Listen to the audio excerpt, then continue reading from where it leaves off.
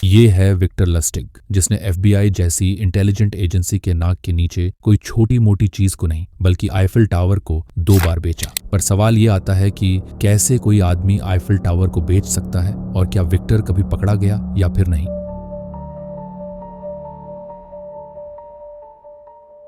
कहानी की शुरुआत होती है मई 1925 में, जब विक्टर ने आईफिल टावर की डिकेइंग कंडीशन के बारे में न्यूज़पेपर में एक आर्टिकल पढ़ा, जिसमें लिखा था कि आईफिल टावर को गिराना फ्रेंच गवर्नमेंट के लिए इसे ठीक करने से ज्यादा सस्ता होगा। आप देखिए, मूल रूप से आईफिल टावर को टेम्पोरेरी तौर पर बनाया जाना था, क्योंकि इसे पेरिस में 1889 के वर्ल्ड फेयर के लिए बनाया गया था और इसे 20 साल बाद डिस्ट्रॉय किया जाना था। लेकिन 1909 तक पेरिस के लोग अपने नए लैंडमार्क के आदी हो चुके थे, इसलिए यह बना रहा। हालांकि 1925 तक आईफिल टावर की हालत काफी खराब हो गई थी और इसे डिस्ट्रॉय करने की चर्चा फिर से शुरू हो गई। इस खबर को सुनकर विक्टर के मन में आईफिल टावर को बेचने का विचार आया और वह उसी महीने बाद में पेरिस पहुंचा, जिसके साथ उसका एक साथी डैन कॉलिंस भी था। विक्टर ने सभी स्कैम्स की तरह इस स्कैम की भी पहले से ही केयरफुली प्लानिंग कर ली थी। सबसे पहले विक्टर ने क्रिमिनल अंडरवर्ल्ड में अपने नेटवर्क का इस्तेमाल करके कुछ जाली पेपर्स और क्रेडेंशियल हासिल किए जो आईफिल टावर के लिए जिम्मेदार थे।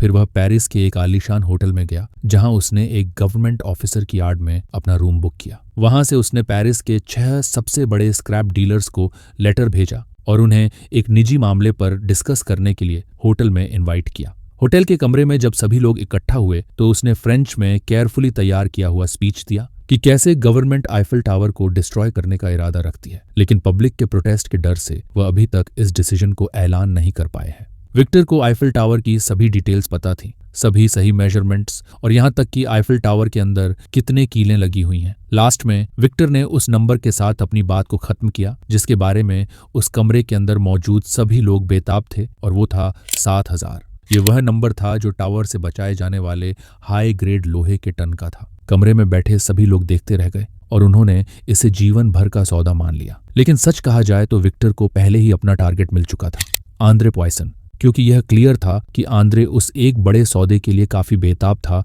जो उसकी कंपनी को नेक्स्ट लेवल पर ले जाएगा। इसलिए विक्टर ने उससे पर्सनली कुछ डिस्कस करने के लिए रुकने को कहा। जब वे दोनों ही थे तो विक्टर ने गवर्नमेंट जॉब की परेशानियां और सीमाओं के बारे में बात करना शुरू कर दिया। आंद्रे को पता था कि वह रिश्वत की तलाश में है, इसलिए स्क्रैप डील को हासिल करने के लिए आंद्रे ने विक्टर को रिश्वत के तौर पर एक चेक साइन करके दिया। आंद्रे पॉयसन के चले जाने के बाद विक्टर ने तुरंत अपना चेक पास करवाया और ऑस्ट्रिया के लिए पहली ट्रेन पकड़ी, जो पूरी तरह से परफेक्टली एग्जीक्यूटेड काम से खुश था। उसने अगले कुछ हफ्ते वियना के एक आलीशान होटल में बिताए, अखबारों में अपने स्कैम्स के बारे में पढ़ने के लिए इंतजार करते हुए। लेकिन उसे कभी ऐसा कुछ पढ़ने को नहीं मिला।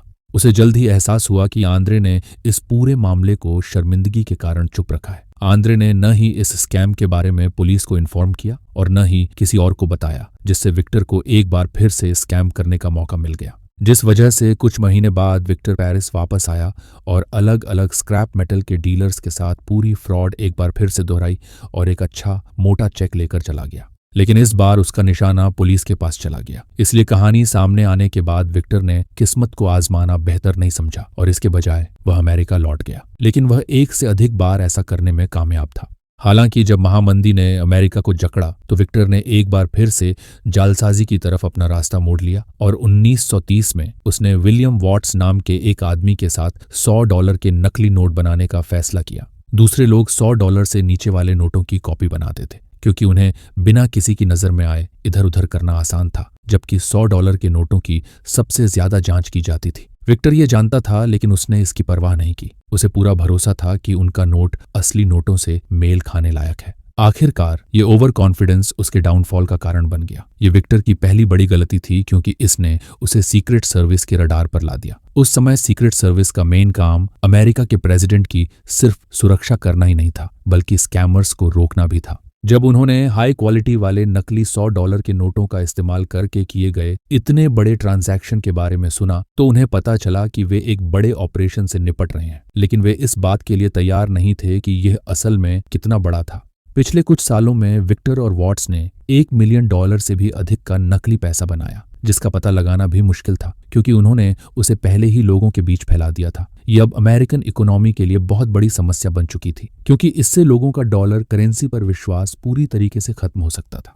इसलिए 1934 में विक्टर को पकड़ने के लिए एक स्पेशल फोर्स बनाया गया जिसमें सीक्रेट सर्विस एजेंट्स और न्यूयॉर्क पुलिस भी शामिल थी। इसके बाद 10 मई को पुलिस को पता चला कि विक्टर खुद एक निश्चित समय पर पहुंचने वाला है। इसलिए ऑफिसर्स ने कंफर्म किया कि जब वह पहुंचे तो उसे गिरफ्तार कर लिया जाए, और ऐसा ही हुआ। विक्टर ऑफिसर्स के हाथों पकड़ा गया। लेकिन फिर उसी साल सितंबर में विक्टर ने अपने पहले से ही रिमार्केबल क्रिमिनल रिज्यूम में एक और अचीवमेंट जोड़ लिया जब वह मैनहट्टन में escape proof federal detention centre से भाग निकला। उसने बिस्तर की चादरों से 50 फीट लंबी रस्सी बनाई और किसी ने उसके लिए तस्करी करके लाए गए प्लायर्स की मदद से सलाखों को काट दिया। जब वह इस चादर की रस्सी का इस्तेमाल करके बिल्डिंग के किनारे से नीचे उतरा तो उसने खिड़की धोने वाले का नाटक किया और नीचे उतरते समय खिड़कियों को पोंछता रहा ताकि ऐसा न लगे कि वह भाग रहा है। उसने अपने भागने के बारे में गार्ड्स को चिढ़ाने के लिए अपने तकिए पर एक नोट भी छोड़ा। पर अनफॉर्चुनेटली विक्टर के लिए इस समय तक उसकी इतनी बदनाम छवि बन चुकी थी कि उसे फिर से खोजने में